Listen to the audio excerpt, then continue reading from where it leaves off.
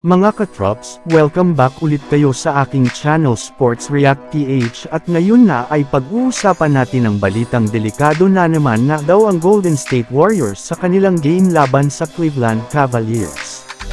Pag-uusapan na rin nga natin ngayon dito sa ating panibagong video ang balitang makakagawa ulit na daw ng trade ang Los Angeles Lakers sa Portland Trail Blazers.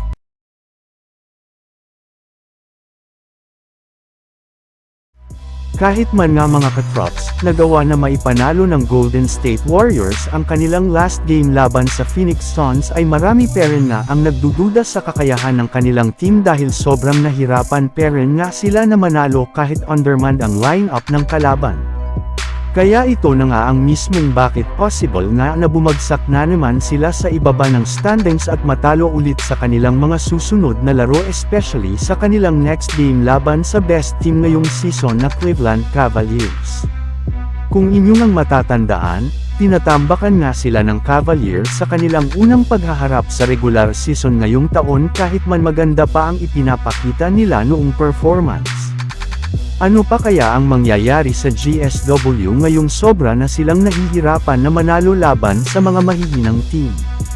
Mabuti na lang mga katrops, at sa Chase Center rin naman gaganapin ang kanilang laro kaya kailangan na lamang nga nilang ayusin ang mga ginagawa nilang play upang makasabay at hindi sila dito maagang matambakan.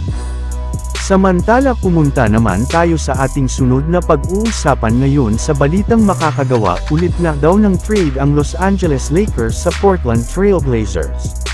Malinaw na nga mga katrops, na nangangailangan na lamang nga daw po ngayon ang Lakers ng isang bagong center na tutulong sa kanilang team kahit wala man si Anthony Davis sa ilalim ng basket.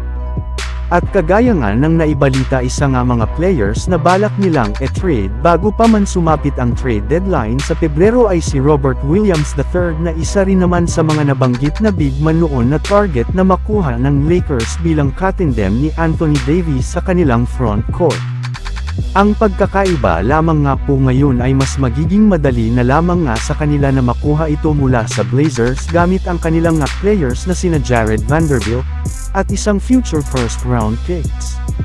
Napakahina pero naman nga talaga ngayon ng front court ng Lakers lalo pa at puro nga mga maliliit na players ang nasa kanilang lineup kagaya na lamang ng bago nilang player na si Dorian Finney-Smith na isang undersized na big man. Kahit man nga ang Lakers ang itinuturing na best defensive team sa NBA sa mga nakalipas na araw ang wala rin naman nga silang binatbat kapag nakakaharap nila ang ilang mga teams na merong malalaking players. Kaya kailangan talaga nila ang presensya ngayon ng isang Robert Williams. So yun lang nga mga katrops ang handog ko sa inyong storya ngayong araw. Sana nag-enjoy kayo. Please like and subscribe my YouTube channel Sports React PH para sa iba pang storya at update patungkol sa NBA. Kita-kits muli sa ating susunod na video.